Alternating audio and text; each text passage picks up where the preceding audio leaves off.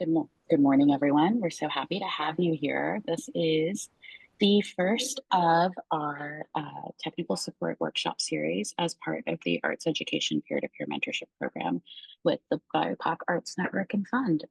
We are so happy to see all of you. It's really nice to be able to share space and to kick off this series together. I'm very excited that we're starting with a conversation about TEKS, which is a coding system that is integral to the way that schools in Texas operate. So this is a deep dive in 101 format around how to use this particular coding system to better coordinate with the campuses, the educators that we're all working with when we're providing arts education programming in those K through 12 spaces. I'm thrilled that we have with us Dr. Chandel Bonner-Hancock, a dear friend and colleague of many, many years. Um, Dr. Bonner-Hancock is an EC12 arts education leader with over 25 years in public schools, specializing in curriculum design, arts integration, and instructional coaching. She's led district-wide initiatives that elevate student learning through the arts, develops standards-aligned visual arts curricula, and built strong partnerships with cultural institutions to expand access and equity. We love that. Her work empowers educators and inspires students through creative, inclusive, and developmentally appropriate learning experiences. And she works with leaders to make changes and builds capacity within organizations to make safe spaces for inclusive learning. I am thrilled to have Chandel here. I believe that many of you in the room may have crossed paths with Chandel in the past, so happy for this little reunion moment. And I will go ahead and pass it over to Chandel to take the room. Thank you. Thank you. Hello, everybody. Good morning. Good morning. I am so thrilled to be here. I love being in your midst. I had an incredible opportunity to see who would be in the room today, and I visited all of your websites. So I got to see incredible photos and uh, great, just amazing work that you guys are all doing. So I'm in awe of the work that you're doing across the city and with all of our students and communities and just incredible. So we have an action-packed morning and we have lots of work to do ahead of us. So thrilled to get started. So thank you for having me today. Epi and I have done lots of work together over the years and in all different ways. So I'm really thrilled to be here and with all the organizations. So we are working with TEKS today and just a little bit of a deep dive, but at the same time, kind of tipping our toe in there and talking about it. I know that you all have worked with TEKS in schools in a variety of ways, and so I really need to get to know a little bit about you guys and where you're coming from, so that we know what kind of work is ahead of us. But I really want to make sure that all of you know that your art form and the passion that you have going into the classroom is what is absolute key. And so we don't want to lose any of that when we inject all of the teaks and all of those formalities into the work you're doing. So we want to make sure that we hold true to all the greatness that you're doing in the classroom. So with that said, I do want you to look at the bottom of your screen, whether you're looking on your phone or on your computer, and you see a little hammer at the bottom. So just know that this is being recorded and that the slide deck, as well as lots of resources throughout this presentation, will be provided for you. So whenever you see that hammer, know that this is available. This will be available for you to go back and look at. And then if you see the hammer, that means that that will be provided for you like in a PDF that you'll be able to have in front of you for planning purposes later. So you won't have to kind of take pictures of the slide or do any of that. Sometimes when we're in presentations, we tend to do that, or at least I do, because I want to keep it. So that won't be necessary for you to do today. Alrighty, let's go into it. So norms. So I would love for you guys to be present. I know somebody's driving. I hope you're not driving and looking. None of that going on today. But if you can put your camera on, I would love that. I love to, it haunts me those COVID days of talking to random screens of nothing. So if I can see your face, Alejandra, I appreciate you. I can see you right there. And oh, Michelle, I see you. I see you. Hi, friend. Best hugger in Houston. There she is. Oh my goodness. Anyway, if you could have your camera on, I appreciate that. And then participate. We will be working with QRs. So if you have your phone available, that's great. We do have the chat that's available. Any kind of share out. If you have a question, please ask it at any time. The chat will be available. Vanessa's there. Hey, Vanessa. And she'll be helping me manage the chat as well. And then our agenda today, we will be doing some introductions. I'll be introducing, you'll be introducing, and then things to know at the state, the district, and then from a school view.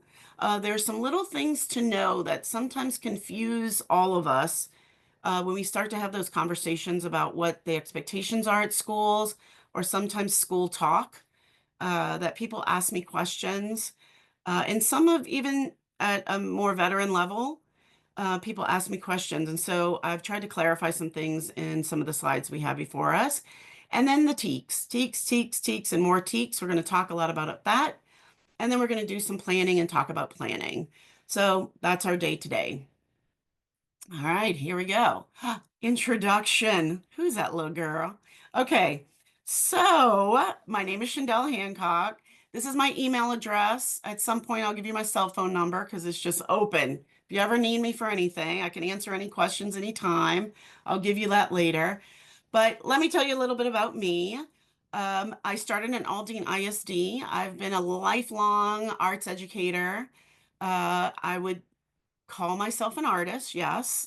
Painter, acrylic, found object, assemblage, whatever's in front of me. But really, I'm an artist of curiosity, let's be honest. Whatever kind of is in front of me, I'm very curious about how to make everything. I want to make it, I want to touch it, I want to whatever. My hands are always moving. I want to figure it out. And that's really what it's about. In teaching, it's very much the same.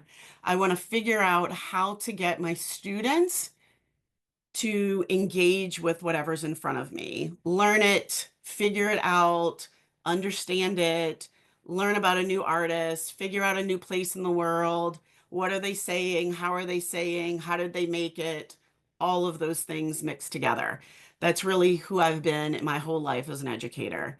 I started in Aldine ISD, teaching at MacArthur High School, and was recruited over to HISD, Houston ISD, um, to be a part of a program called Project Grad many moons ago, teaching on near North Side, so North Side area of Houston.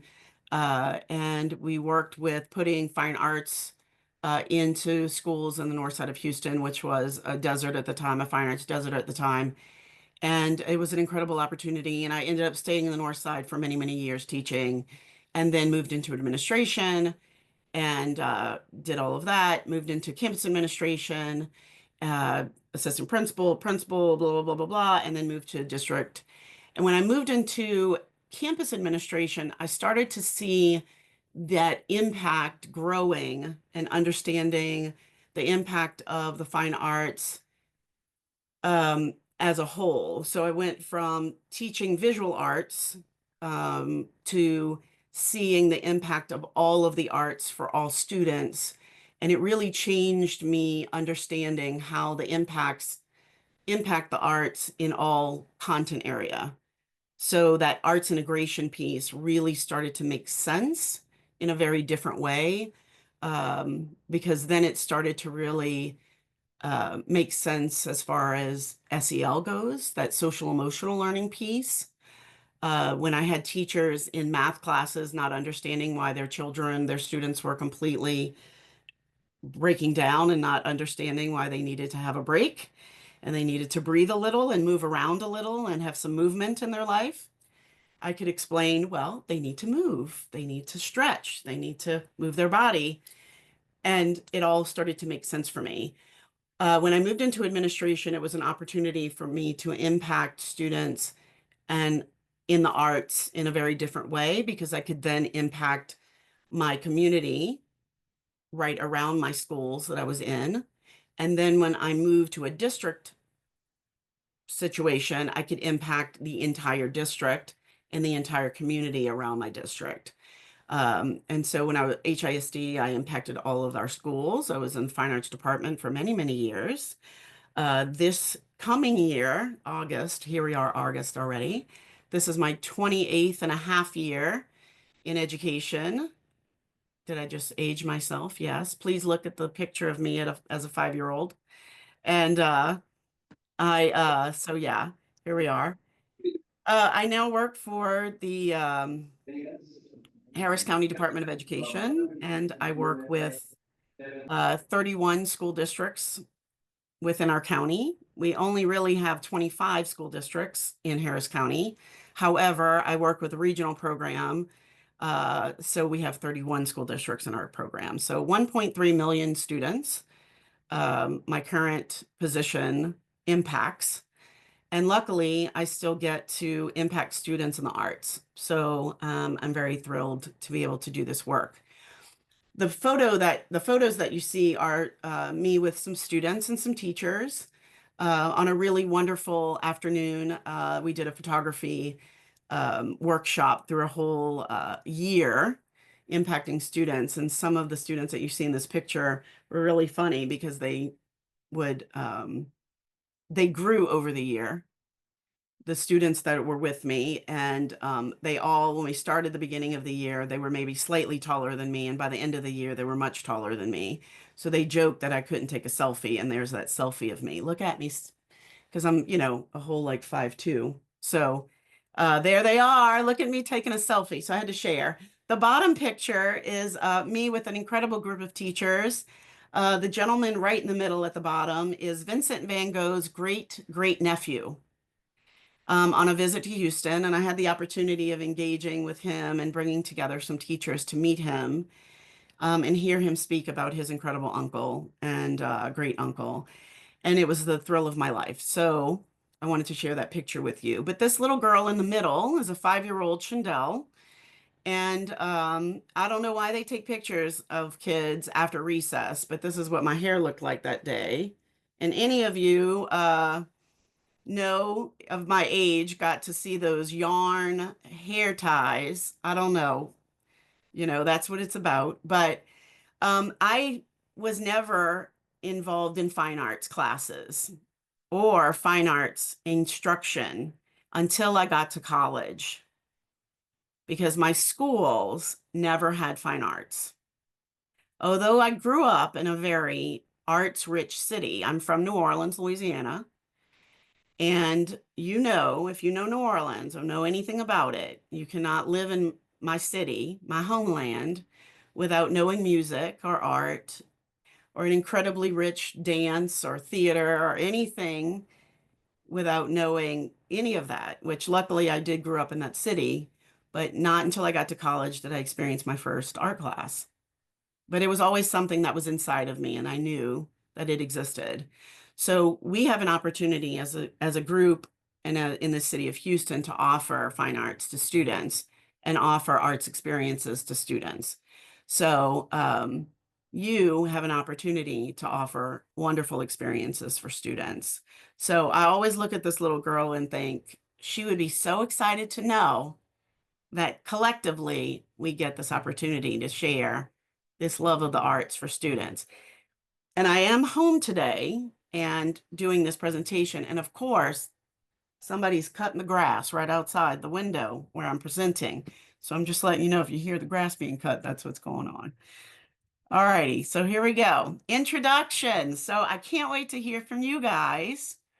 If you could uh, scan the QR, and what I would love to know is I would love to know your name. I would love to know your organization.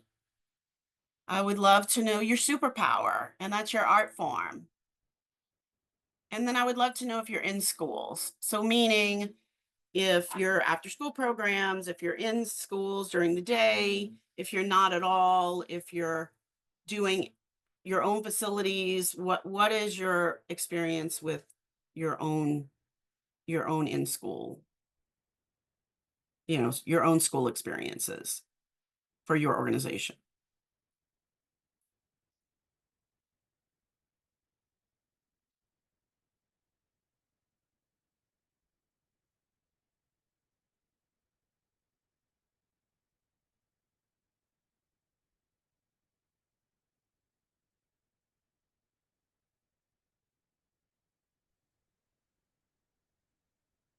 Good morning. Would you assign an order or we just start You can sharing? start, but if you oh,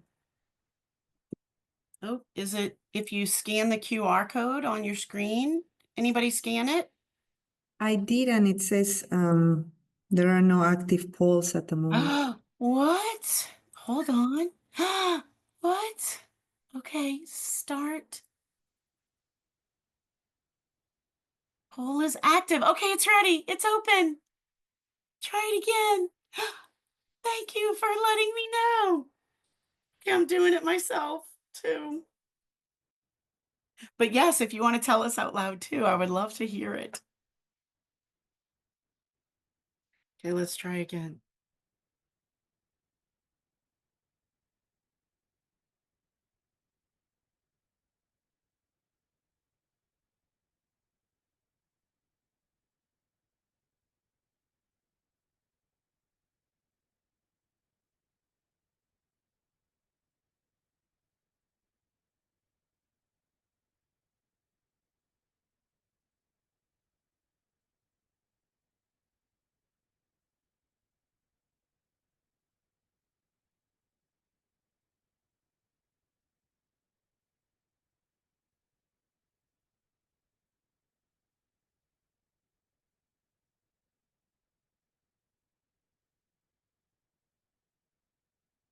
Oh,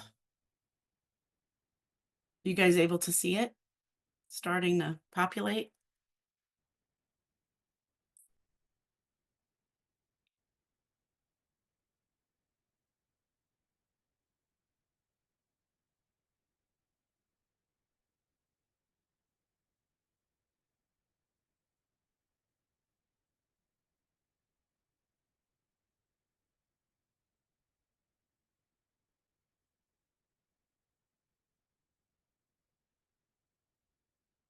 Dance and theater. Alejandro. 6 people are typing. That's looking good. Vanessa, you can see it happening?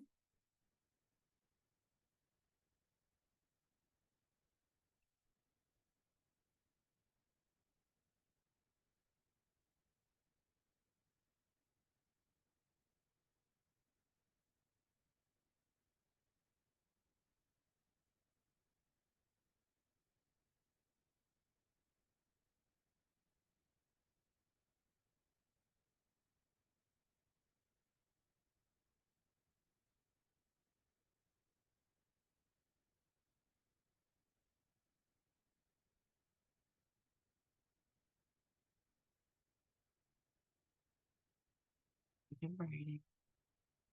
Multitasking textiles. Yes. Dance and theater. Awesome. We have a couple people still typing. Love it.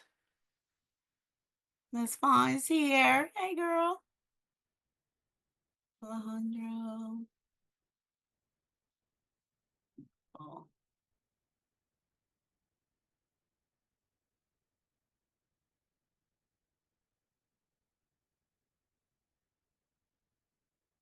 little arms.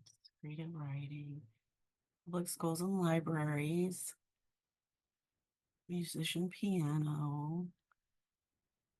Yes, we have public school programming. Work at UHD. Nice.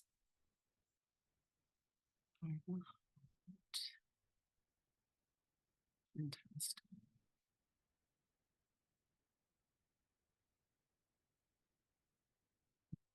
On typing. Perfect.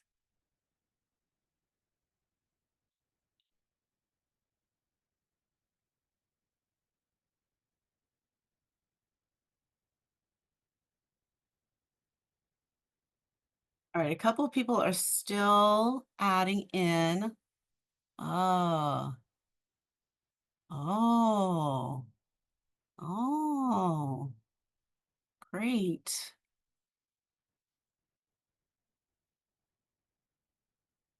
Fantastic. What an interesting combination. It's fantastic. Okay. Thank you guys for sharing.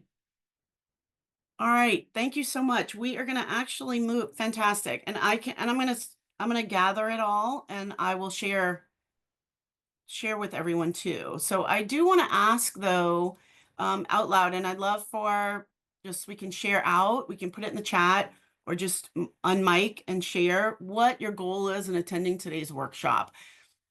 When you hear TEKS, what your thoughts are or what your goal is in attending.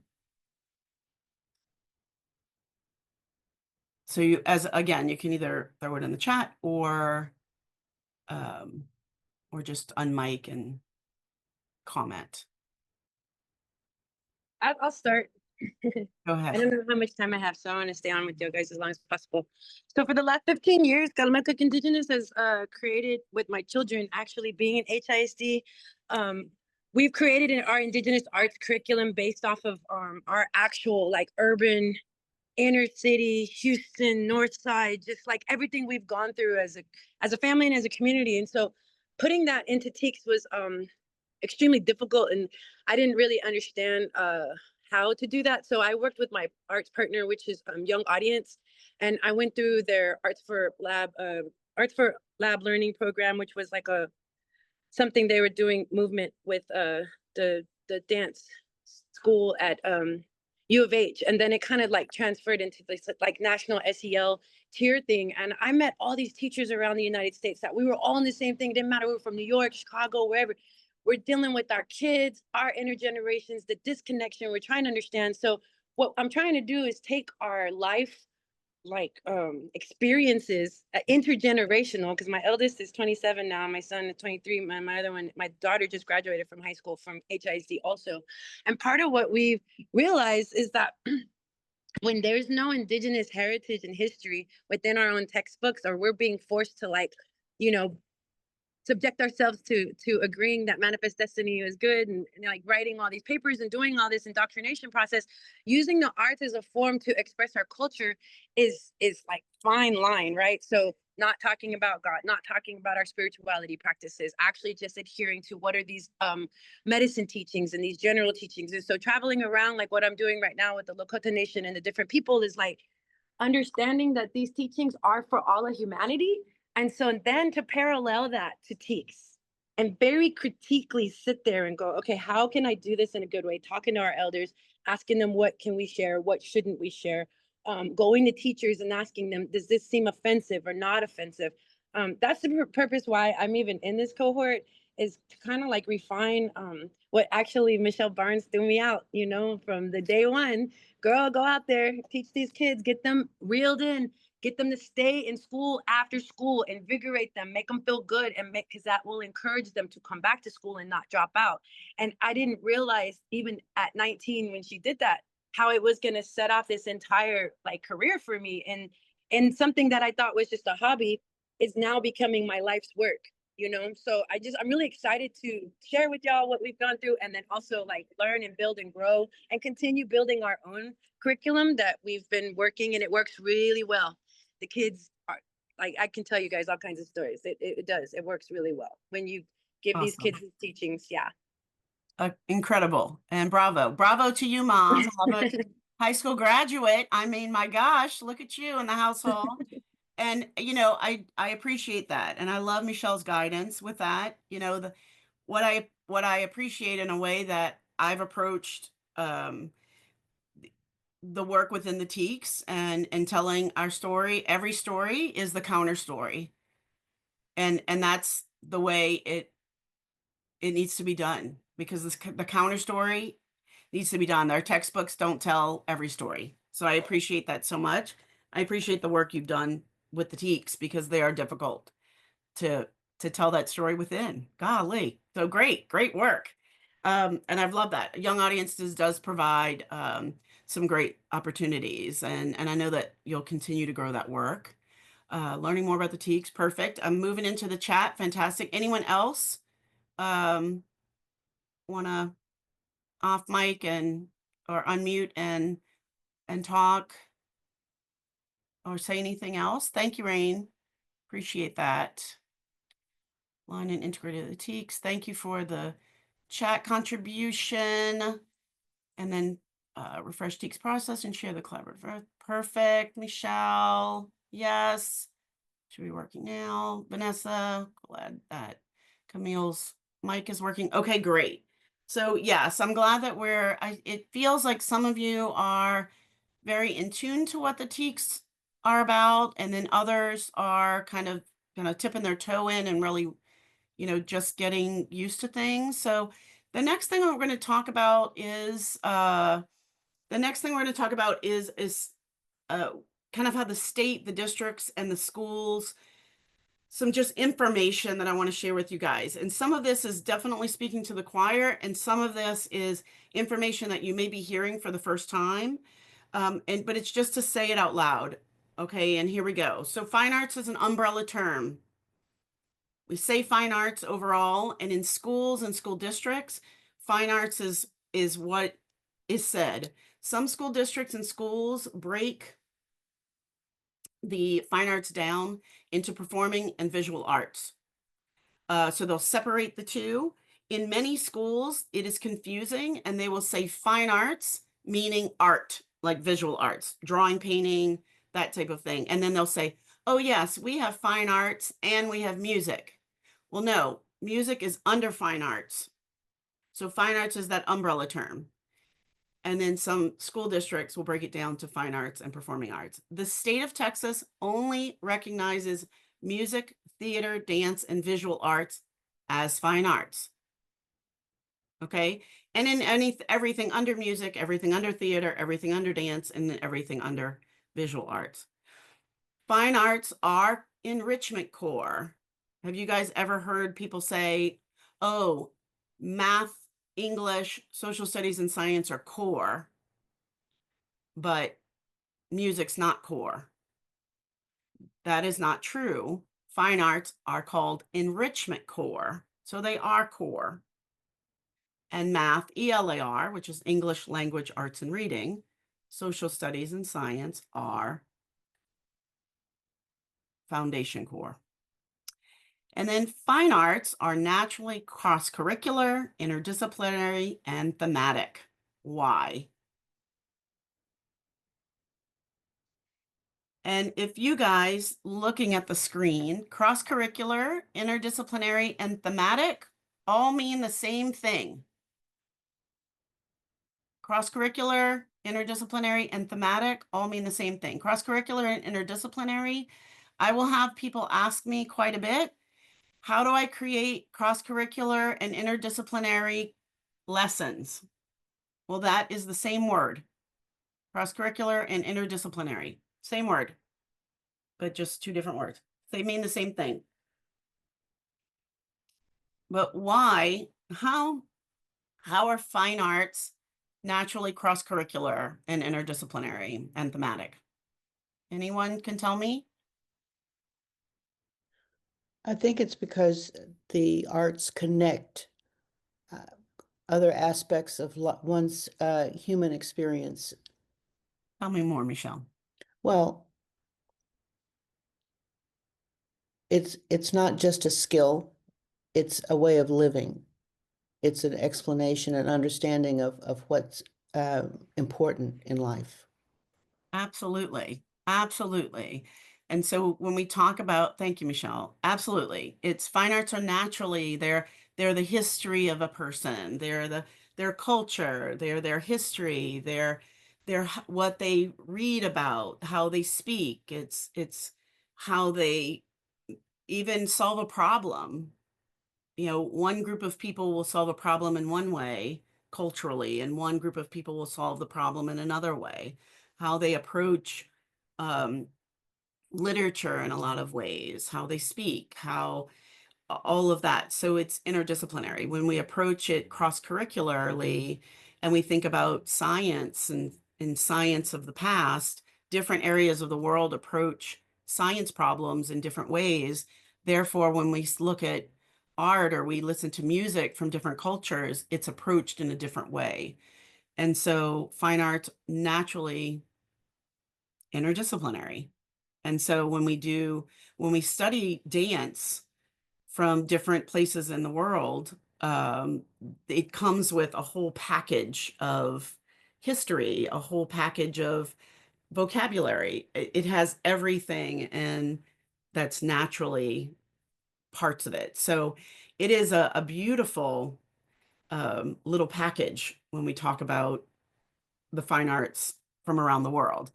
And people don't always understand that that it's almost easy. It's kind of a secret, I think. We don't have to work really hard to find all of these cross cultural and cross curricular connections when it comes to any fine art area uh, when we're working. But these words all mean the same thing, and people get confused as to creating curriculum or creating units that are cross-curricular or interdisciplinary or thematic. Those things mean exactly the same thing. Absolutely. So I'm looking in the chat. Art is about creation, being creative. Science is about creating, exploring. Absolutely. Learning about other cultures, learning. Yes, 100%. That's exactly right. Thank you, guys.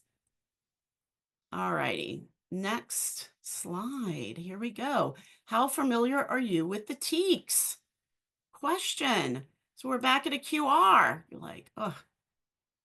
So go ahead and let's scan. This one should be open. And let's go ahead and scan that one. Let me know how familiar you are with the TEKS.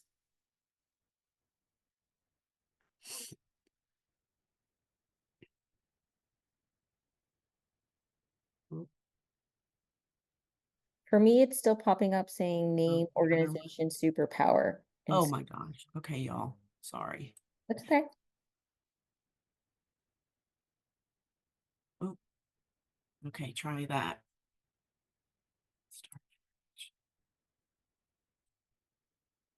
Okay, try that one now. Sorry, I thought I.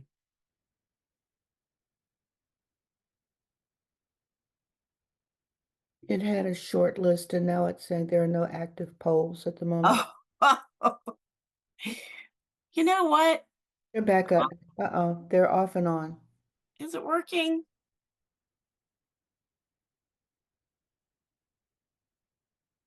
Not at the moment. This is just us community building. We're helping each other out. We are. That is just fun. Fun times. Is it working now?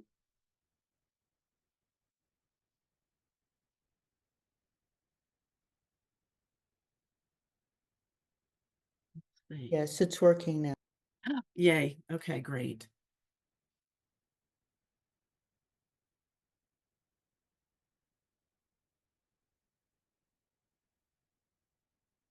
Perfect. Thank you. Okay.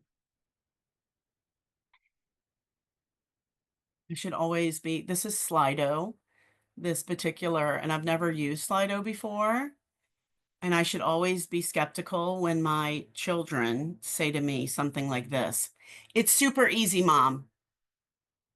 Super easy. That is the telltale sign. Okay?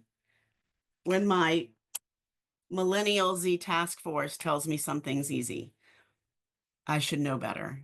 But anyway, we made it. Look at us. Okay, great, guys.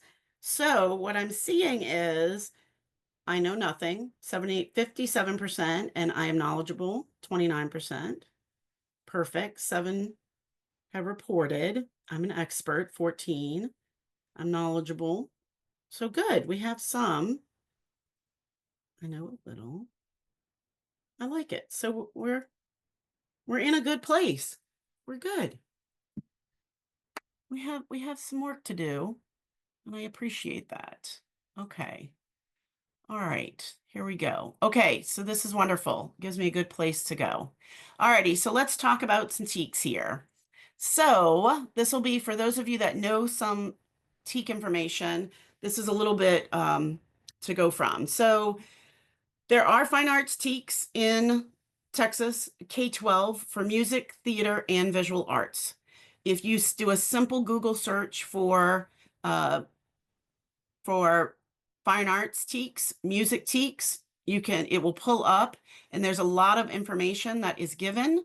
You will see later on, I have provided a bunch of resources for you guys that will be, you'll have everything you need at your fingertips for future planning and information.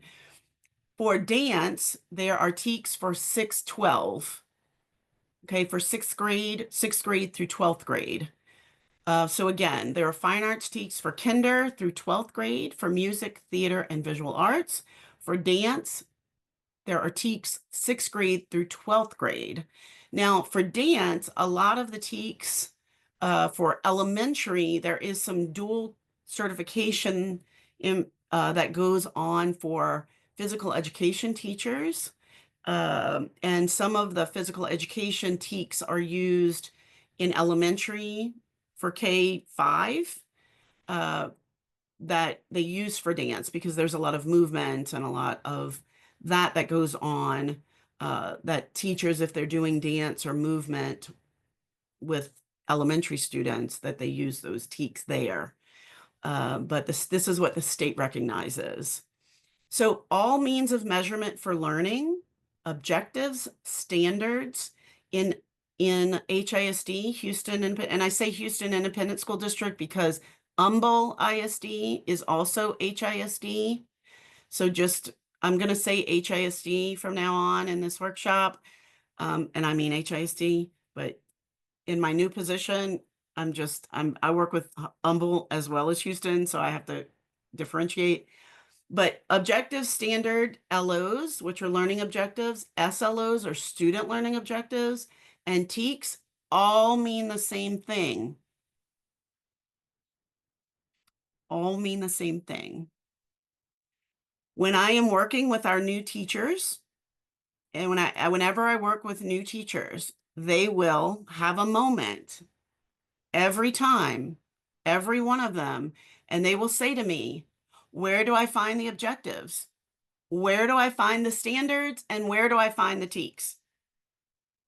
They're all the same thing. You're finding them. When you find the TEKS, you find the objectives, the standards, and the TEKS. HISD, in the last 2 years of the takeover, now call them LOs and SLOs. So that's just some new language that's been incorporated there. So now there are all those words involved, or all those acronyms involved. So objective, standards, LOs, SLOs, and TEKS are all the same words, mean all the same things. We can get down to super nitty-gritty. And in some cases, objectives and standards mean two different things when we're talking about states that hold Common Core curriculum. Some of our states in the country have Common Core curriculum. I think like Massachusetts is one of them. That's when there's a differentiation between objectives and standards, but we're not one of those states. In our state, objectives, standards, and TEKS are all the same thing. Okay. The next line, fine arts TEKS are not mastery TEKS, but process and progress. They are process and progress TEKS. So for fine arts are not mastery TEKS, but progress and process TEKS. So or process and progress TEKS. So what that means is that in math, if I tell you that we are going to learn 2-number addition, we are going to learn 2 + 2 = 4. We are going to master that task. Eventually, you're going to learn what 2 + 2 = 4, 1 + 1 = 2. We're going to master that. We're going to know what that means. That 2-number addition, we're going to master that. In art, in music, in theater, in dance, we never master. We could act like we do, but we're not going to master it. We're going to do a little activity later, but we never master it. And I'm going to tell you what I mean. Administrators that are not well versed in the arts go into art teacher, music teacher, theater, dance teachers' classrooms on a daily basis in every school, and they want our fine arts students to master what they're doing, and they don't. Our kindergarten students are doing a self-portrait. They are learning to draw their face. That child will continue to learn to draw their face until they die as an artist. And they will never master learning to draw their face in the eyes of themselves as an artist. That's a big statement, Chandel. You can ask that artist the day before they die. They're still going to say, I probably could have fixed that wrinkle that I have right there. Or I could have, that's a big statement. Maybe they decided they mastered it. But there's always a place for some sort of improvement. So our TEKS are set up for process or progress, always learning the skills of an artist, a musician. We're always learning. We're always growing. We're always learning how to improve ourselves as an artist.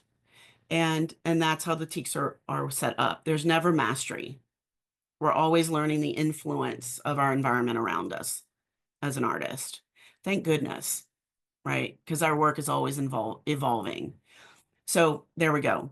The last is most assessments in fine arts are authentic assessment.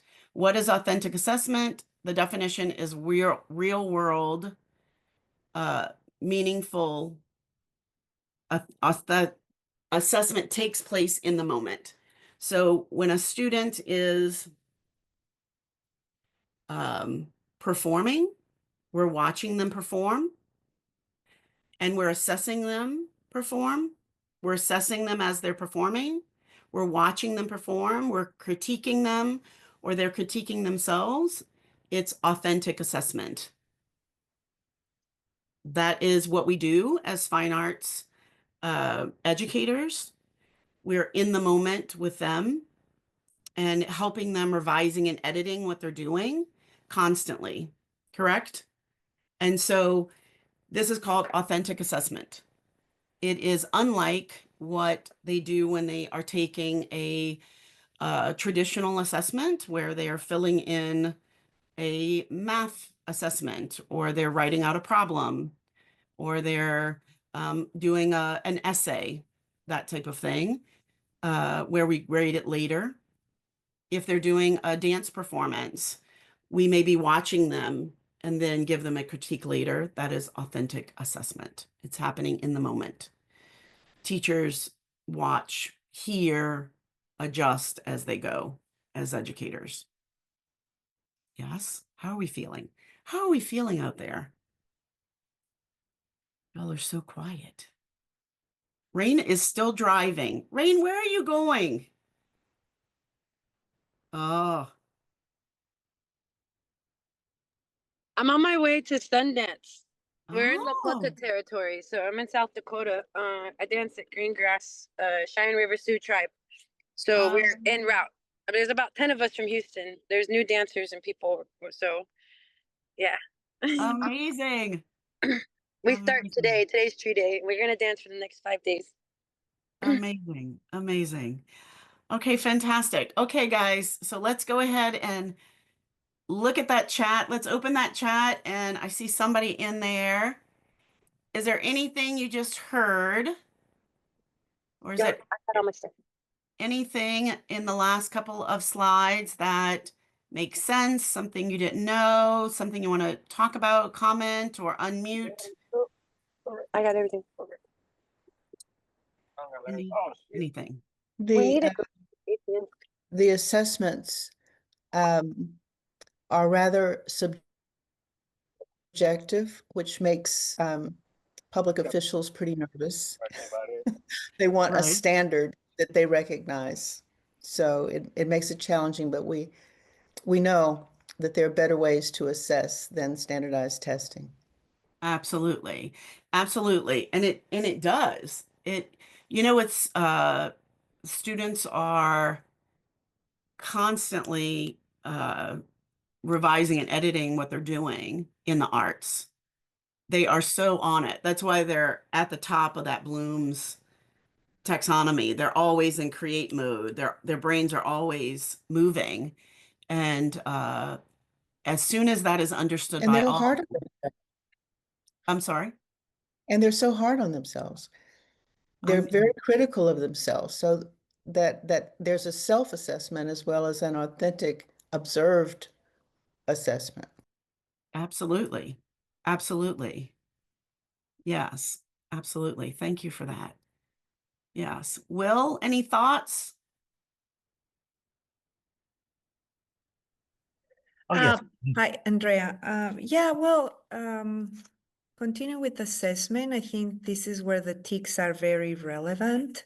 Yeah, to create assessment that can have very clear standards. But as you well mentioned, there's always a subjective and lifelong process in the arts. However, as educators, we should be able to also objectively assess a student in their grade level. And this is where I found the TEKS very, very, very helpful. Awesome. Thank you so much for that. Will? I am taking notes and enjoying this, and I will take advantage of this opportunity to continue to do that. Yes.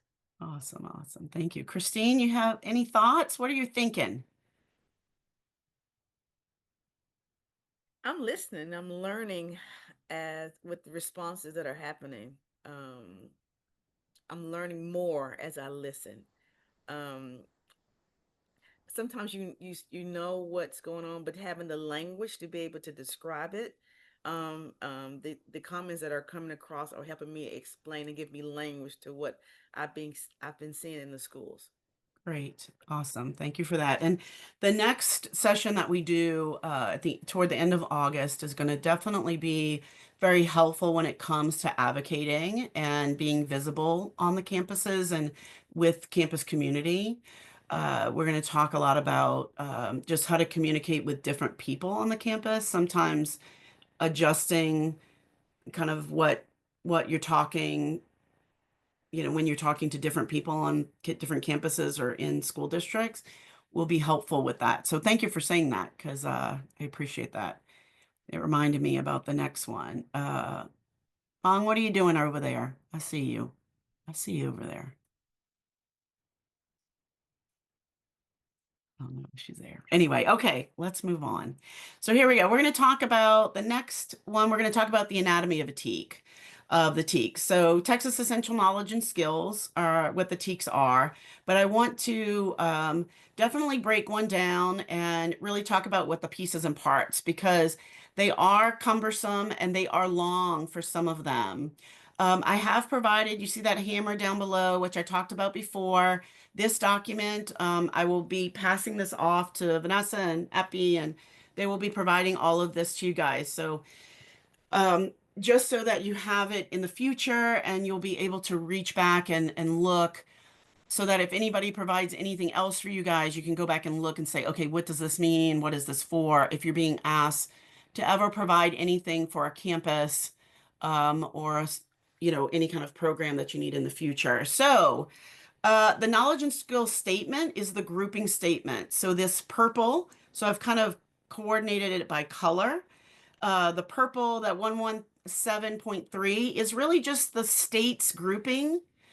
And it's the way that they've categorized all the numbers. If you can imagine having a TEK for every single subcategory of everything taught in every grade, everything you could imagine, pre-K 12 in the state of Texas. Wow, they need to group it some way. And so that's how they did it. That's how they do it. So those numbers, that's where the grouping comes from. It means nothing except for some sort of categorizing for the state. The grade is the blue. So this is a kinder. This is a kindergarten TEK. And I've selected this one, and we're going to be using this one throughout the rest of our time today because it is a kindergarten TEK for music, and it completely blows my mind, guys. I'm a visual arts person, and this TEK blows my mind and it reminds me of how absolutely magical our educators are, that our youngest of learners, 4 and 5-year-olds, are taught to do this by some of our magical educators. Okay, but anyway, and then the white is the student expectation. So when it says 1A, there is a 1A, a 1B, and a 1C of this particular this statement.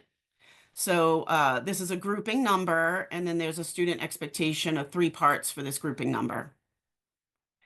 Then this is the big one. This is the second most important part of this TEK, and it is the verb. So as an educator, you are always working to the verb, okay? Because we're going to identify. The verbs are like words like analyze, identify, describe, evaluate. So in this case, we're going to identify. We're not going to have them describe it out loud. We're not going to have them evaluate it. Like, we're not going to have them do it necessarily. We're going to have them identify it. And then, so this one is identify. And then the content focus is in yellow. This is a kindergarten, the first of the kindergarten TEKs. And this is a music TEK. So it says, identify same or different in beat rhythm, higher, lower, louder, softer, faster, slower, and simple patterns in music performances. And identify beat, rhythm, simple, 2-tone or 3-tone melodies using iconic representation. Sounds like a whole bunch for a kindergartner to do. Right? I'm like, wow, that's a lot. It's a lot for a kindergartner, but I'm sure our music educators, I don't know. Anyway, anatomy of a TEK. So again, knowledge and skill statement is the grouping, that purple number right in the front, 117.3. Not necessarily that important for us, or when you're writing TEKs, when you're adding your TEKs in. A lot of administrators want you to write that number like on the board or in your lesson plans if you were to be providing lessons to a school of what you're going to be doing or unit to a school. Some want you to write that number in. But honestly, I can be honest right now. I am being recorded, but that's okay. They don't really know what that number means at all. They don't. That is a state grouping number. However, there we go. The grade is always there, K. It's going to be usually before the parentheses, whether it's a K, a 1, a 2, a 5, a 12, an 11, a 10, whatever grade level it is. Then the student expectation, that's going to be a 1. This one is a 1A. Sometimes it might just have a 1. Sometimes it might have a 4, and it's just a 4. In this case, this one is a 1A. There is a 1B, a 1C, and then the verb. So the 2 main things in here, or the 3, the grade level, of course, the verb.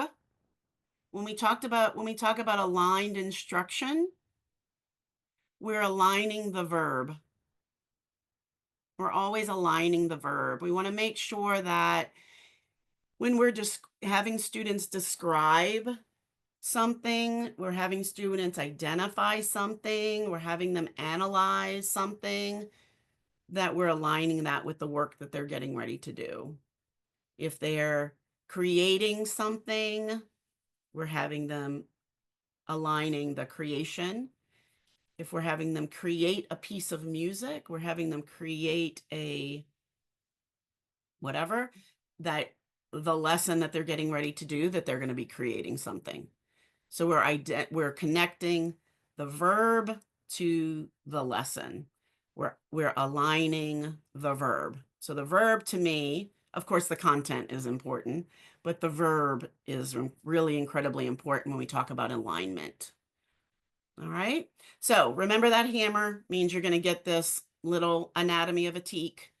So you have it. All right, here we go. The next document, or the next screen, is cross-curricular connections. So what I've tried to do is I've tried to pull a little bit out. This is a hammer, and this is what I've provided for you guys, the TEKS. So I went through and pulled out music TEKS, theater, dance, and visual arts for everyone, not for dance for elementary, because there's not TEKS for dance for elementary. Although Sonia Corman, HISD, she created elementary dance TEKS. Go Sonia. If you ever need them, she got them. She's amazing. But what I wanted you guys to do is to see cross-curricular connections for TEKS and how to really put them together. Remember, cross-curricular, interdisciplinary, thematic all mean the same things. We talked about that a little while ago, but I've provided for you guys cross-curricular connections we'll put them in your toolkit. And so this is kind of how it looks. So when you're writing, when you're planning, or if you are saying, I want to show a school that we are doing, I saw one of the organizations that I knew would be here today is a dance organization. And I saw that they were doing dance with a younger group of students. And so I was like, oh, fantastic. Or was it music? Maybe it was choir. It was a choir. So the choir students. So I was like, oh, and then they had a small instrument in their hand, but the way that the students were holding it, I couldn't see it. So I was like, oh, well, that works. So here are the music TEKS. When we write a lesson, we do not have to, especially for HISD in the last couple of years, the requirement is not to put every single TEK in there in your lesson plan or in your unit or however you will produce a lesson plan. It is just to put them in there. It is maybe to pick one or two, but these are 5th grade music TEKS. So look at them. Even if you're not music, they make sense as to why they're grouped together. There are strands of music. So in all TEKS, there are 4 strands. The first strand is creative expression, and this is all fine arts TEKS. Creative expression, the skills and techniques, critical evaluation and response, and historical and cultural context. Creative expression would be how we really talk about artwork, or how we not talk about artwork, talk about the music, talk about theater, talk about art, how we look at it, how we experience it. Skills and techniques is how we create it. Critical evaluation and response is how we assess it,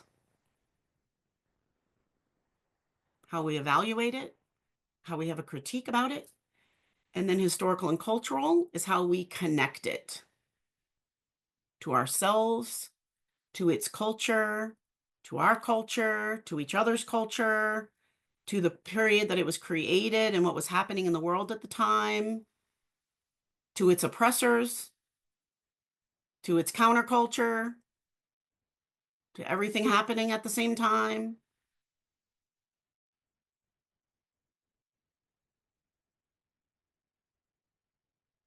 Y'all are so quiet. It's mesmerizing. Hold on, we got stuff going on in the chat. Mostly people thanking you for covering this and being so awesome. Being so awesome. Being so what? Wah, wah. Okay, here we go. All right, so I have a question.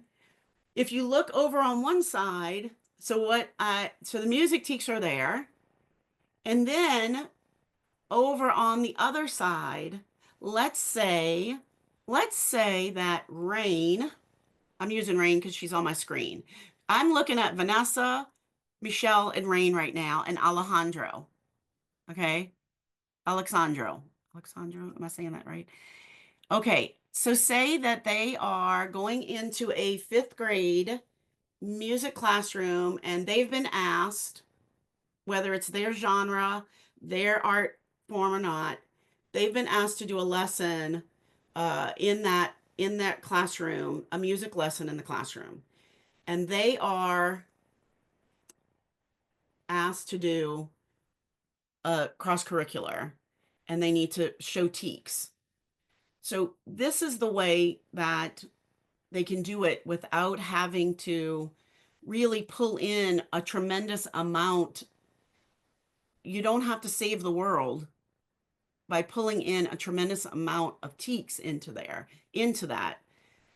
By connecting just simple TEKS from math, ELAR, which is English Language Arts and Reading, and science, we have just very simple TEKS that are associated that go back to support the music TEKS, right? So you could simply pick music TEKS, a couple of music TEKS, and then match them up with, I picked just one science TEK, one ELAR TEK, and one math TEK.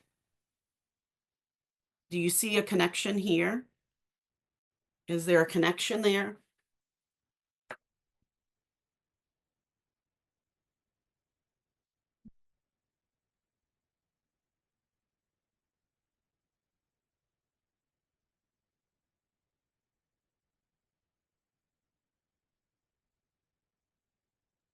I'm sorry, reiterate the question. I'm trying to understand. Right. So if you were going into a school and you were asked to provide some sort of lesson or TEKS involved with a lesson that you were wanting to do Yes. at school, and they said, "Oh, we want you to do make sure that you are connecting this work, cross-curricularly," and you were to provide these TEKS with you. What is the connection here? Can you The see any connection in this actual, what you put up, the cross curriculum? Uh-huh. Well, the expression, and this is something that, like, as a teacher, I can say, and as a student of music and all the arts, like basically, like, the kids, especially with social emotional learning, like, everybody learns differently. So as much as, like, the system wants us to just memorize and regurgitate, that doesn't work for most melanated children. It's not within our DNA to do those things. We observe, we absorb, and then we reiterate through a glottoli system, which is through our eyes and through our space of in our heart. And when people don't feel good or are having a bad day or they're hungry or somebody's just grumpy, we're not all collectively gonna be able to absorb whatever these little standards are. So what I've learned to do with these kids is, like, know that some of them can hear the colors and some of them can, like, taste the sound and some of them can feel the, like, it's just different. It's working with their senses. And that why, to me, indigenous arts is literally hand in hand with social emotional learning, because we use our 5 senses in ceremony: mind, body, heart, spirit, our taste, touch, taste, feel.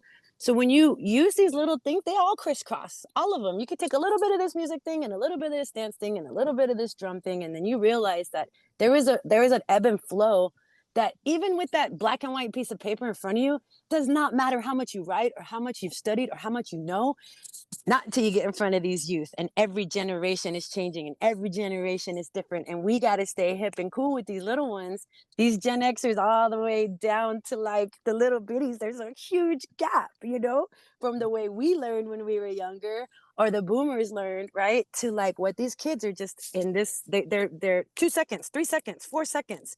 So if I'm going to go in there and teach a kid, I'm going to make sure that they absorb the information of what I'm trying to teach them, not just regurgitate it back to me. Right. I want them to actually, like, try to apply it to something, So I don't know if that helps at all, but Right. that's been my experience with that. Absolutely. So I think Rain, oh, sorry. No, please go. Go ahead. I think it does, because it's like that crossover, that way of thinking, not just about like seeing the colors, but hearing the colors, tasting the colors. And then I'm looking at where it says fifth grade math teach algebraic reasoning and generating patterns. It's like we generate, like you can do that in art. You can generate kind of acknowledging patterns and explaining the relationship. And so I could see that crossover of this way of thinking in math, but doing it in a tactile way, doing it in a visual way. So maybe there's a crossover there, and you can pull from that TEK in order to apply it to that concept. Maybe I'm wrong in this thinking, but that's what I'm saying with your Right. explanation. So for years and years and years, there was an opportunity for us. We would always say that we can meet all the TEKS for whatever grade level in every single lesson. Okay, because if it was a good lesson, like if it was a everybody's in, all the kids, it doesn't matter what kids show up, it doesn't matter. We're making art, we're making sound, we're making movement, we're doing all of our things, we're being creative. It doesn't matter. We can throw all the TEKS at it. The biggest struggle that there is to confine the creative. Okay, that's the biggest struggle. So when I'm showing you this slide is everything it needs to be. I can go through here, and you're right. It's whatever words are on that piece of paper are going to meet the needs of that classroom. Okay. Unfortunately, there's the, paperwork side of the lesson and the plan and the whatever I have to prove that I'm doing prove my value. Okay, which is ridiculous. However, I did say that out loud, yes. But we're gonna do what we need to do, right? We're gonna get it done. So just throw it all on the paper. Have it all there. Because when I look at this, if we are doing a lesson that has everything there, the student will be able to, SWBAT, the student will be able to read and perform rhythmic and melodic notation, look, as I cannot even read, music and movement and dance, composition and short, rhythms and music and color. And over here for ELA, we're going to read with fluency and express and comprehension. They can be a fifth grader, they can be a kindergartner. It's going to come out different because they're not reading yet as a kindergartner. But as a fifth grader, it's going to maybe be reading, or maybe they're going to be moving and reading with their body, or they're going to be writing with movement, not necessarily with words, right? So it's going to be different. My recommendation to all of you in the arts world, when you're writing and planning and performing and presenting work to schools, is to throw it all at them when it comes to TEKS. Give them everything that they possibly want, because not that they don't know any different, but the language is all there to make sure that things are aligned in that academic way, because you know what you're doing. As I said when I first started this session today, I looked at all of your websites. Okay, I looked at everything. It's the most beautiful, colorful, exciting work that you're doing. And this part of it, a TEK written in these ways, does not need to stop the incredible work that you're doing. We just need to make sure that the language and this part of it, the paperwork part of it, is associated in the right way and is presented in the right way. That's the only part that needs to be done, and just give it all to them. So this whole slide, all of these different pieces and parts will be given over in your toolbox so that you have everything that you need to be able to cut and paste and throw it on a plan, whatever you guys come up with in your peer mentoring group, to be able to extend what you're doing, to share your incredible work in our communities. Come on. But yes, so it was all beautifully said. And that's exactly it. If you read through this, investigates energy transfer and transformation, fifth grade science, that sounds amazing. And I feel like that's exactly what that would happen in any arts classroom, playing an instrument, moving your body, everything, right? But that's science, 100%. That's even, you know, that's our art classroom drawing. It's just a fine motor. It's just not big movement. So you're already doing it. Look, yes, Christine. Hello, I see you, girl. Yes. Cross-curricular connections basically qualify. Absolutely, 100%. You are absolutely right. So these tools you will have right at your fingertips, and they're written just like this. So now that we went to the anatomy of a teak, okay, you will see, and you're going to see everything that you need to know. You already know what you're looking at now, right? All right. So when I show you, when we're going to look at this first one, perform with accurate pitch, rhythm, and expression. We're looking at this one. If everybody can go in the chat, does everybody see where we are? Go ahead and write what your verb is.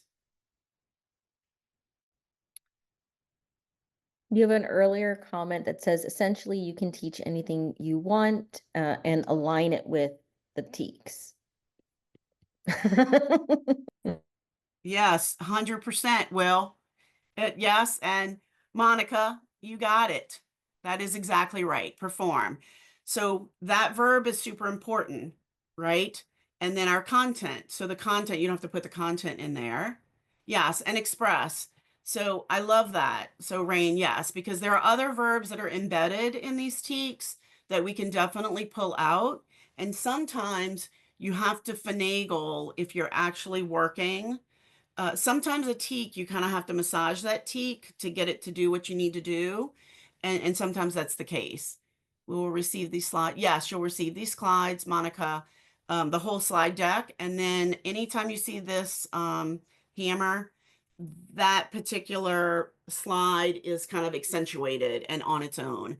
But this slide, all of the teaks, so it's K-12, I mean, yes, you will have these. All of the TEKS I've reduced down for you to bite-sized pieces, as well as the cross-curricular connections in science, reading, well, ELA, math, and social studies for you guys. All right, so we have the verb in there, bravo.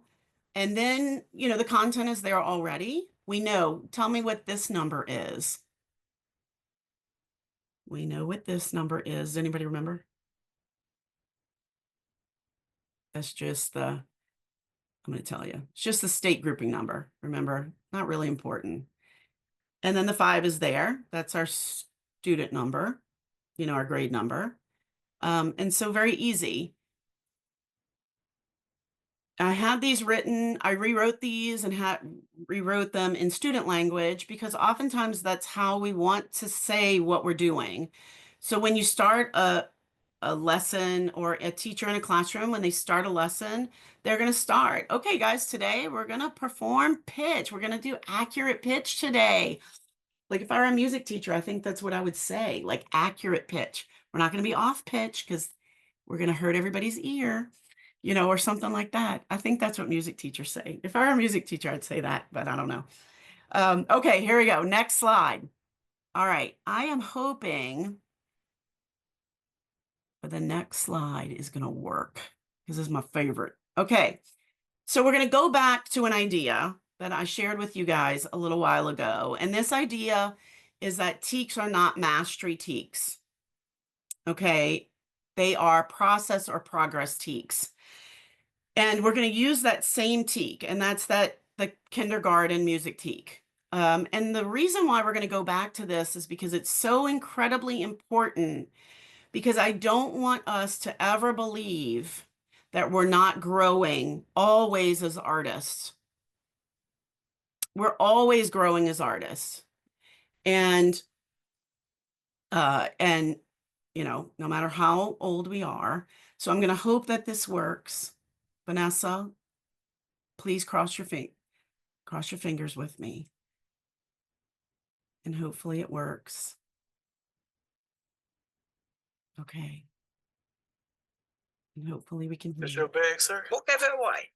Can y'all hear it? Oh, you Gecko. I found a Can y'all hear that? claim for my car with the Geico app. Only took 2 minutes. Well, I mean, God goes all about getting more than just savings. Next. I have accepted a new job. Whoa, really? Yes, I have been recruited. Okay, so before we continue, everybody can hear, okay? Yes? Christine, can you hear it okay? Okay. But my question is, how can we get elementary TEKS for dance? Okay, I'm going to tell her. Christine, I'll tell you in a minute. All right, what we're going to do is we are going to see somebody on here that all of you guys are going to recognize. Not the incredible, not the Despicable Me people. We're going to definitely recognize them. But there's going to be a guy on here that you guys recognize. And he's going to talk about his experience in music. And I want you guys to think about what we learned from that TEK.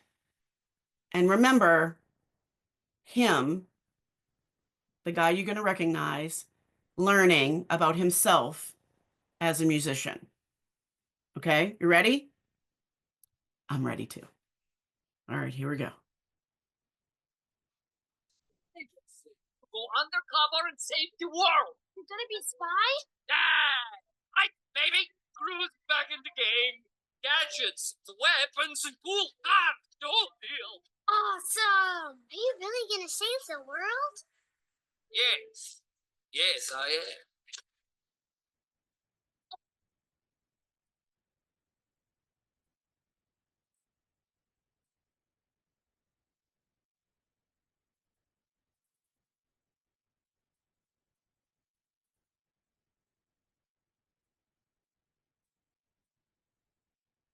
Chapter 2 in this conversation. I caught up with you for Despicable Me 1, and we talked about how this was like going to school for you, like learning this whole process. Now they're coming back for the second one.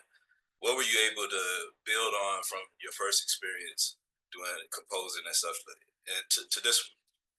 I tried to, I allowed the songs to be inspired by like different aspects of different characters. Whereas this time, I think I spent more time being inspired by the through line of this film. Yeah. So this time it was more about like the air and the space in the film, Right. and the emotion and the intent of like the writers versus, pulling inspiration from the characters. And I honestly, I feel like it feels like I love the first one, but I appreciated my work on the first one. Yeah. I love my work on this one. Well, I loved your work on the first one, so I'm sure, like, from what I've seen so far, I've seen some of the songs come back, like Pretty Girl and everything else. Yeah. I love this one also. Thank you. So great job. Working with a team and Hans and everybody else, how is it different to turn in music for a movie than say to turn in music like you're working on a collaboration with Jay-Z and you turn it in for a track? Like, There's not much difference. You have agenda. You have like really specific directives that you get from the director and from the music department, the people who are supervising, and you just have to follow the task, but at the same time, just like continue to just be creative and be inspired by what they have. Right. Now Gru, I mean, at the end of the day, Gru is he's a ex-villain, but he's like a great father. What do you think is like the best thing about Gru's character in Despicable Me as it relates to his kids? I love Gru's and he was incredibly honest, and he reminds me of various friends of mine, their parents, the real honest ones. Yeah. The people who just say whatever's on their mind at the moment, and under their breath, it's always really good. Yeah, that dry humor, I love that. Now, you've done a lot of stuff, Billionaires Boys Club, the Nerd, NERD, and everything else. But now you have a new venture with I Am Mother, and I see you like doing interviews with Nardwar and everybody else. Sure. How's that experience putting on the journalist hat and doing interviews and also doing this new media revolution with YouTube and I Am Mother? I wouldn't consider myself a journalist. There are people who study for years. Okay. All right. So how, when we talk about mastery of TEKS, that they are process and progress TEKS, what is he still putting in place that has the same thing as this TEK, as his kindergartners are doing, that he's put in place for Despicable Me?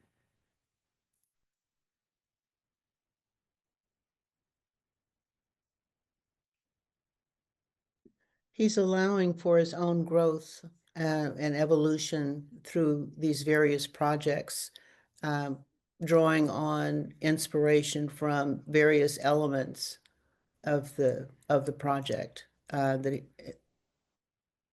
as he's collaborating with other people who have input as well.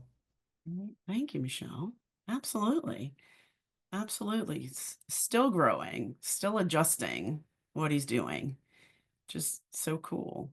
Anybody else? Monica? Who else is here? Sydney? Are you there? Daniela? Hey, Mrs. Hancock, Andrea here. Hi there. Yeah, I mean, he pretty much didn't mention all these concepts, but he knows he's covering all these concepts through more imaginative and novel ways for him. So you don't have to spell out these concepts, but you can cover them all through, the use of imagination and images and science connections. So I think that's what, was exciting about his process. And it's creative, which is the most important factor. And he's setting a new precedent each time with these projects. Like, yeah, you guys might like that because I looked at the characters did this. Now this time I interwove the character. So he's actually, as an artist, setting another precedent for himself in the process of like, this was this body of work. Now this is this body of work. Same theme, quote unquote, definitely a different vibe. So I thought that was kind of cool because you could feel that coming from him as an individual. Right. And just leaning on like the basic elements of music and digging deeper. Like he's never mastering it. He's always pushing and pushing and pushing. So it's a great example that we're never mastering it. It's always that process. That's the difference between like people that want to just regurgitate and perform things and make it perfect. There's no such thing as perfection. Ever. Like there's always somebody better, there's always somebody greater, and we ourselves are even limiting ourselves. So yeah, that's great. I love it. He's an awesome artist. Awesome. Oh my gosh, I love him so much. So awesome. Okay, well, great. Well, thanks. I wanted you guys to see it. Always we do have that worry, and thank you, Will. Yes, growth. And he's still growing. Sydney, absolutely. He's learning. I'm looking at the chat. I heard growth. Yes, Monica, absolutely. 100% growth. He's still, past work, constantly improving and constantly like taking it, bringing it on. Like, I know that there's place of growth. Like, I want that new challenge, which is great. And going back into the chat, Christina, as far as the TEKS for elementary, leaning into the dance TEKS, Sonia Corman, HISD, she has created TEKS for dance. And I can reach out to her and see how she has them, if she does have them to share. They are kind of wound up in the HISD curriculum that she provides. So I'll reach out and ask if they can be provided for us. I have some also, and I'd have to ask if it's okay. I know that there's other people that have downloaded my TEKS and presented it even on their own behalves, and that they locked mine up. So I'd have to ask, but it's available for teachers and people that want to book us. So I would love to share that with y'all though, so that you could see what we've been. It's a lot. It's a lot. I didn't realize how much it was until I had a HCAD person come and assess my program, and he's the one that was like, it's. Yes. Oh, yeah, it's a lot of work. So fantastic. All right, guys. Awesome. It's just to share. Yes, absolutely. Yeah, I'll ask, and then Rain, we can go check that out as well. So thank you so much for that. All right, here we go. So planning. So we're going to definitely move into that idea of planning. What is purposeful? Because you guys are all coming into this in a different place as far as what you've done, how you've done, and what you're needing to do or wanting to do next. Kind of what's next steps for your own organization and what you've done. Y'all are all in a different place. So I think that it's important to kind of see where you are and what you're wanting to do, or where you're wanting to say, okay, I want to move in this direction or that direction, or if you're happy where you are, you know. But of course, we want to just make sure that we know that planning is purposeful and effective and responsive to students' needs. This is kind of a preaching to the choir slide. Planning is so important. I once had a team that I led that everybody planned. I called them the Post-it note planners because they would give me what their plan was for the week on like a Post-it note. Unacceptable. It didn't help anybody. And once they started planning beyond their Post-it note, incredible growth happened for students, and we really changed the world. And so, no more Post-it note planners, but planning shows the value of the content. In fine arts, it is incredible. It is so necessary to make sure that you sit at the table with everyone. Pull that chair right up and say, I matter with everybody else in a school. I sit right next to the algebra teacher and the science teacher and the reading teacher and the math teacher. We matter just like everybody else. We deserve the same space, the same materials, the same time, everybody else, and our content matters just like everyone else. And so therefore, the planning, the execution needs to be the same as everybody else. So the accountability with the state, demonstration of rigor, the same amount of intentionality needs to happen for all of that work that you are doing, just needs to presented in the same way. It justifies the role of the arts on a school campus and within our organizations. We support everything that we do through advocacy. It provides the funding that's needed, the time and the space, or at least in that person and administrator's ears that this work is so incredibly important. I've heard SEL throughout this training so much because our kids need it. Our students need the social emotional release and need it for their social emotional well-being. They need the arts. So planning connects learning goals to safe and structured spaces for creative expression and growth to grow their skills. So we measure cognitive and emotional development for teaching process, techniques, meaning, and reflection. Go planning. In the safe space of planning, this is a beast. But I did want you guys to see the progression of planning. Sometimes we want to stick our toe in and decide what you guys want to do. As I said, for some of you, you guys have really set units already. And I'm not sure where you're needing to be. I'm not sure how your program is set up as far as mentoring or peer-to-peer work that you're going to be doing. And so I don't know where you're starting to know where you want to finish. And so through this process, I think that those conversations will happen. And I hope that they happen with us kind of throughout this next bit of time today.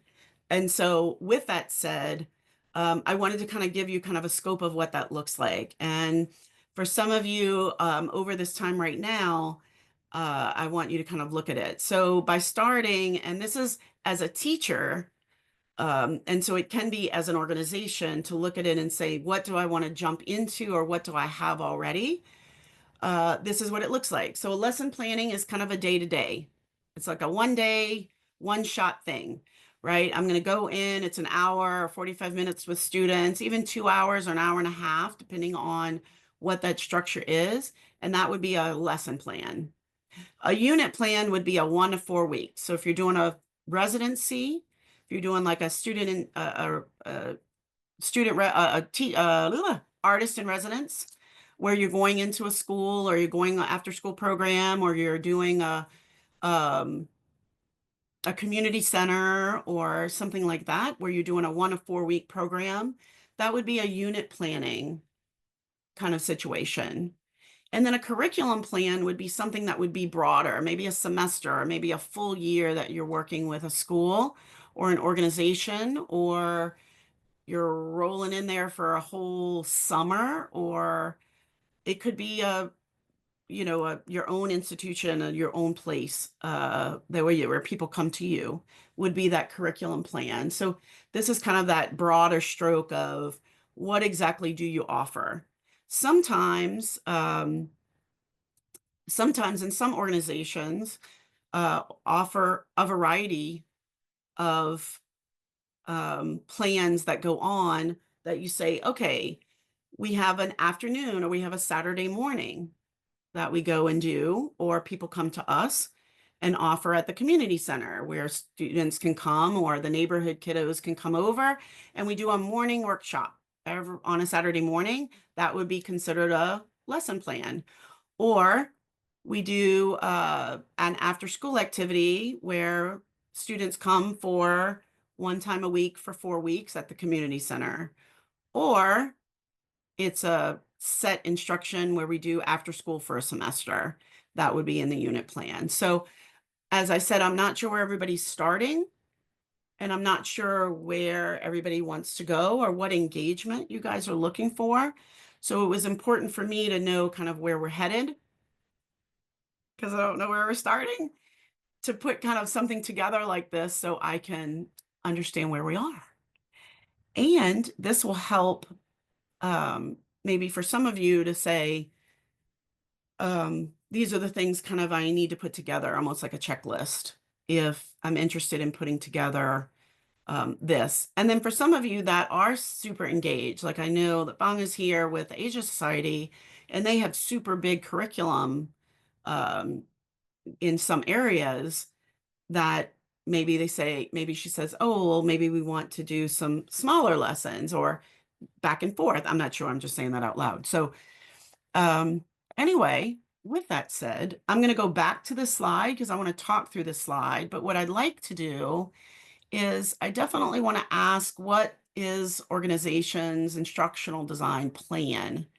Because I'd love for you guys to just talk about kind of out loud what your thoughts are or what your needs are instructionally. We have a little less than 30 minutes, and I wanted to offer some Q&A time, but I also want to have everybody maybe talk about kind of where they are and talk a little bit through this slide as to what your needs are and what this group is here to offer.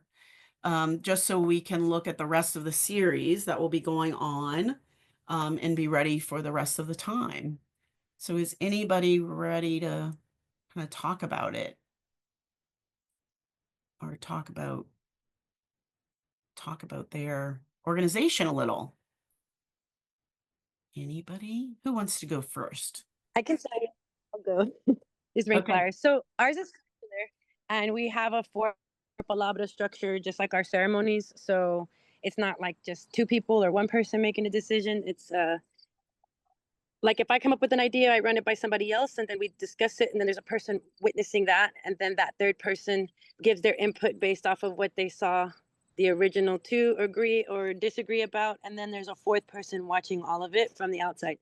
So I've taken the hierarchical structure that we teach in our dance, which is also what we teach to the children about the circle of respect and all the different things that we do when we bring them together. I do everything circular. So I'm passing how to lead at this point because, like I said, raised my children in all these ways, 3 decades almost of their lives, whatever, all of us. So now that they're like choosing to be working with us or not, or however they are, because they're kind of like they're the co-founders of our organization. It's me and my 3 kids. Like that just doesn't make any other sense otherwise, because it's fire, water, wind, earth. We all carry.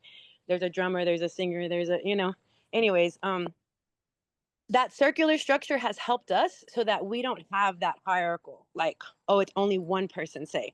it's not. Maybe in some spaces, sure, but in this, with the schools and the way we developed it, it works because, like, if I come in with other teachers, I'll move out of the way. I have younger dancers that I've been instructing that are in their 20s or 30s or 40s or whatever, and I'll give them the opportunity, you know, to go into the classrooms with me or go into the residencies or at our public presentations, be the ones to now speak up. So where we're at organizationally is it's all of my family's information that's been now placed in these curriculums. And yes, we have our documentation or documentaries or whatever people can watch from PBS and the different things of stories that have been aligned with like high school curriculum instructional guides through PBS media for teachers or whatever.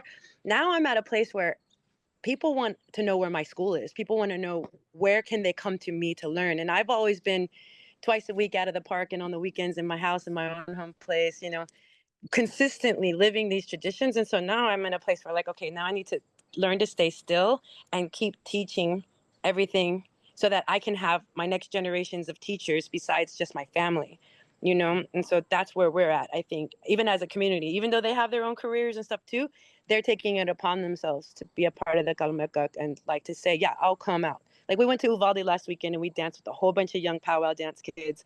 And we got to express ourselves and be there with them and their community, and vice versa. They're coming and doing the same thing with ours. We're cross building across the state with other youth indigenous programming. So that way we can show our kids, hey, y'all are not the only ones. There's a whole bunch more going on and you're connected to it, you know? So we've chosen like a circular structure of organization. Good. Thank you so much. Mm-hmm. Okay, great. All right. Thank you for sharing, Reen. Will Appreciate added a comment that the circular is a great idea, like King Arthur's table. Cool. Love it. Hey, Ms. Hancock. Andre Vasquez here from APA. So following your chart and kind of understanding what you're asking, in our organization, I am a liaison because I'm a teacher in a charter public school. So I will introduce my students to the TEKS, and then I will take them to our organization to put these TEKS into action. So looking at the time frame in our organization, we're looking at workshops, like several hours where the students can actively engage in I don't remember the number of the TIC, but like understanding the elements of production, lights and costumes and so on. So then I think we, you know, we will all cover different TICs within the different workshops that we have in mind. Also, we have some productions as well that align with a lot of the TICs, either in dance or theater. So I'm kind of that middle point where I'm connecting the students in the classroom into the like professional kind of like experience for them. Are you guys meeting with them regularly, like once a week or daily, or? We will start this academic year. That's Okay. where we're going to start this academic year. Yeah. And But the how idea, often? I'm not sure if we can do it like weekly, just because logistics in a school and moving students. Mhm. But at least once or twice during the semester. Okay. Okay. Gotcha. Okay, great. Wow. There you go. What school? The Leadership and Global Studies Academy, part of Southwest Public Schools. Okay, got it. Thank you. Awesome. All right. Somebody else? Will, you want to share or? Well, I'm looking at your chart, and Okay. I'm glad that we're getting this layer because we do in-school projects, we do summer projects, we do after-school projects. So I think our programs go a lot of different ways, you know, lesson plan, unit plan, curriculum plan. Right. So it's like I need this template here. and we would continue to use this. Our executive artistic director has been doing a fantastic job. And I just have to say, I am so thankful that you are giving us language to stuff that we've been doing. Because I know that Miss Archie said that earlier, but giving us language to be able to help us communicate ourselves to people that are looking for a particular structure. Right. This has been phenomenal. Yeah. That's Right. I appreciate that. Are you guys asked to deliver something or give them something before you start the lessons or before you're engaging with students, or is it just like you're just trusted to go in, or how is that working? No, we do need to have a plan. I'm gonna let the executive artistic director speak to that. Miss Archie? So with our in-school program, trying to take our curriculum and our programs and align them or to explain them in a way that's technically correct, because we have a creative way of describing our programming and we have a formal way. Right. And doing the grants, especially with Arsenal Houston, being able to look at those TEKS and go through them. And basically, I never knew what the other numbers were. I just looked through the meat of it and go, oh, we do this. Oh, we do this. Oh, so and qualifying that to this is what we're doing. This is how it relates to Right. the education system, and really kind of qualifying why this program is important to the students and their overall education. Right. So a lot of these things I had been doing, but with limited understanding. But this has helped me to understand what I had already been doing and make it make sense. I don't know Right. Good. if it helps at all, but for programming such as our long-term, our summer programming, it's not really as um required for us to be so aligned with it, but because we've already had a rhythm of in intertwining or intergrading teak format within our programming, it now it becomes natural. But now I have an understanding of what those numbers mean, what those identifiers mean. Oh, those matter. Identify, Yeah. all those different things. So I have just a better understanding of what I was doing. Like I was asking about the dance because we did know that there was no dance teak in there, but my thought was, well, the kids are moving somewhere, and so I went and I grabbed the PE, I grabbed the music, grabbed different things from other areas of teak in order to qualify this dance program that they wanted the little kids to do ballet, they wanted the kids to do Mhm. hip hop. Okay, why would they accept our program? Why would they say, okay, let's do this? So I just aligned it with things that I already saw. So thank you Right. for affirming that that's the way to do it, the cross curriculum, because it Right. really, so there's no cookie cut. You have to kind of pull things together and just make hush posh and go, oh, here you go. So that's what we do. And Right. this has been super helpful for us to understand what the state is requiring, how the state Mhm. reads what we do.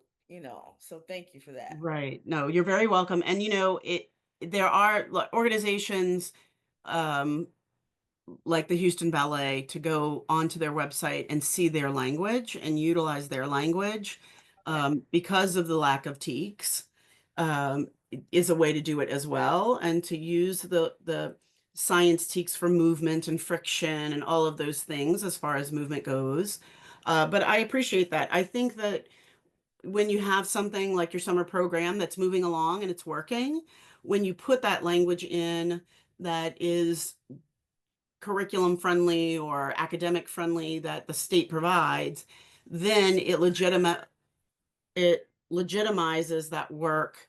Then you can just rinse and repeat it, to then move on to when you're using it in other ways. So it definitely works in that way. By looking at the chart, I see as being able to create lessons. Perfect. Thank you, Monica, for that input. Thank you so much, Christine. I appreciate that. And Will. Absolutely. So I would love for us, thank you guys for that input. Monica, I see you in the chat.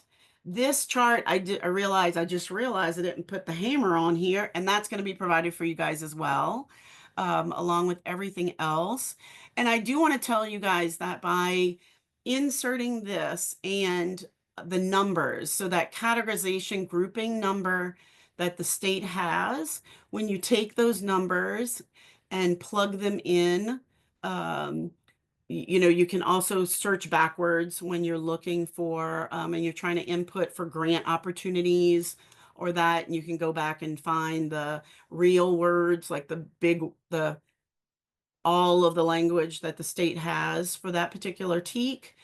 And you're trying to apply for grant opportunities and all of that, use that language to your advantage. AI is a beautiful thing when it comes to manipulating language and reducing language, but use those numbers to kind of go backwards, to then use all of that language that's there for you in the work that you guys are doing. But you can use those grouping numbers too and get you back to finding the original language from the state, because the paragraphs are like this big that's associated with each of those grouping numbers. Does that make sense? In each of those TEKs, it's so much. It's pages and pages and pages and pages. So not necessary. There is not a single administrator on the planet that has the time to look at those TEKs and read those grouping numbers. I didn't have the time, so I can't imagine anybody. Thank you. All righty, guys. So we have a few minutes. Any random questions? Any questions at all? That over our whole time together, that you have for me, we have about 10 minutes. But thank you so much. It's been amazing. I love getting to know you guys. I'm so thrilled that we've had this time together. And my contact information is here. And I'm going to I'm going to end this so we can see each other. And I'm going to stop sharing. And there we are. And if there are any questions, do you have any questions I can answer? Or any brilliant things you need to add? You all said some brilliant things. Would you be available to take a read a project of the organization, just give feedback? Would you be available to serve as a Yes, absolutely. Okay. This is what I'm going to say though. Hold on, let me put my name. And gmail.com. I'm putting my email address in the chat, just so you have it. It was on the slides and it's on there. So you have me there. And yes, absolutely. If you guys, I am absorbed in information. I feel like I'm leaving. Perfect. Awesome. Absolutely. If there's anything you ever want me to review, just give me some lead time. And I'm not always great at replying super fast when it comes to email. Those people at my real job, my everyday job, keep me so busy, and all of that. So my Gmail and all of that, I check like every couple of days.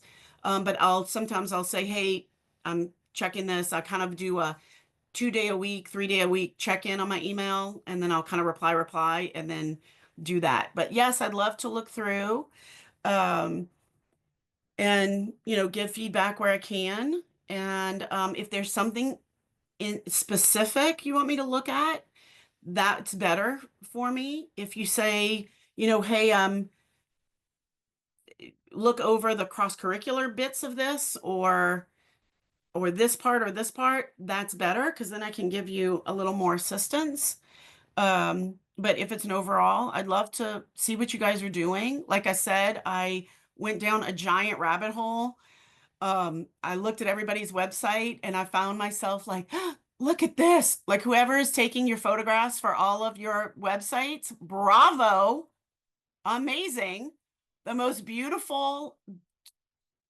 I just have to say that we have the most beautiful children in Houston, Texas. I just have to say, okay, amazing, right? Beautiful kids doing beautiful things. You guys are changing the world. So great, great work. And yes, absolutely. But anything that is needed, absolutely. And I will see you guys next time. Next time we'll be talking about kind of working with that ecosystem within a school. And there it is. Vanessa, are you reading my mind? I said it and it happened in here.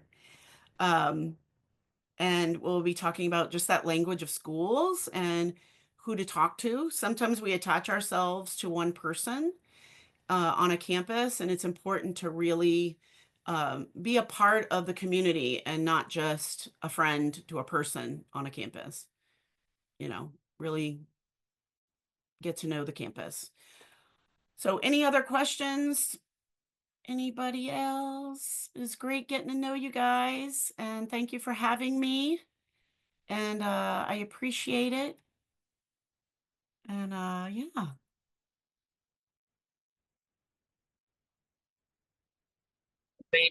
Cool. Thank y'all. Irene, have a great day. Later. Safe Thank you. travels. Thank you. Good to see all y'all smiling faces. Look forward to working with all of y'all. Bye, Happy. Bye. Safe travels. Bye, Michelle. It was great seeing you. Bye, Yes. Chandel. Bye, Michelle. See you, Miss Barnes, as always. Bye-bye. Thank you so much. Thank you, Will. Thank you, Christine. Thank you, Andrea. Thank you, Thank you. everyone. You Thank guys are awesome. Looking forward to the next one. Looking forward to it. Me too.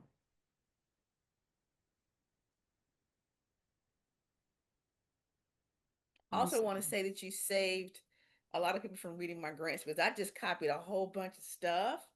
You know, I pulled things out, but now just to have references and say right here, right here. I started consolidating, but I thought maybe I was taking too much out. But when you showed the slide of how to refer to it, that's going to help a lot with doing the grants and stuff. So thank you for that. Yeah, and you know what? I think that the people that are reading the grant, always reference the people that are reading the grant or who you're writing it to. Oftentimes Right. they want Knowing my audience, because know your sometimes audience some things don't. Yeah. and know your audience. And oftentimes, what trick that I did the last few times I wrote a grant, and it was shameless. It was shameless promotion, but I would put pictures of the kids that I wanted the grant to serve Yes. in there. I was Thank like, you. I just stick a picture of them doing whatever I wanted the money for Yes. in there. Sorry, but they're Okay. cute and they were busy and they were active and they were happy. Yes. I'm like, Thank you for that. look at this joyful picture of these kids, my Yes. kids working, and I need more money to keep them joyful. And that's what I put, and it worked like a charm. And because the people reading the grant, unfortunately, a piece of paper, a lot like what Rain said, we have Yes. this piece of paper on a desk somewhere, and it's really the work that we're doing Yes. with our kids and the activity and the creativity and all of that work is really the heart of what we do. Granted, Exactly. but the formalities and the adulting is that paperwork, right? And Yes. so they have to deal with the paperwork. So I'm like, I feel for these grant readers and I just want them to be able to see something joyful. So let me put a picture of the kids in there. Yeah. See the work in action, not just in words. 100%. So Yes. consider the audience. But yeah, all of that language is so much. Yes. Is so much. And I know, working in HISD, we have 274 campuses, 200,000 plus students, and all of that language is really to make sure that everyone is served. Yes. and everything is served. You know, when I think of HISD, I know that that's, you know, because we have to make everything that we did, we had to make sure everybody was served. And so when the state is doing it, they have to make sure that everybody is served. And so Yes. that's why all that language comes from. And, but it's not necessary in most Yes. cases. It's too much. But anyway, Yeah. But keep thank you. up the It's good really work. encouraged to be flexible and you know, and navigating and being creative in how I do it. You know, my creativity, not just in my art, but creativity in how I lead. Right. I can be able to apply that in the administration area as well. Absolutely. And I do encourage you, you know, if you do have a grant or anything that you apply for and you get denied, reach back out to them and say, hey, why was I denied? You know, I'm Yes. growing in this and I'd like to know. And sometimes they will tell you.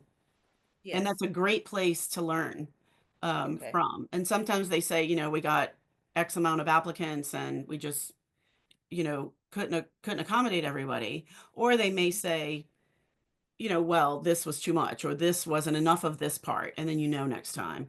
It's a Yes. great way to learn how to do it because grant is a beast. Grant writing is a beast, Peace within itself. and Yes, it's absolutely. it's a teachable moment for us, you know. Absolutely. Well, But have a good day and thank thanks again, you. and I'll see you on the next one. Perfect. Can't wait. Bye bye. All right. Thanks, Vanessa. Take care. Bye bye.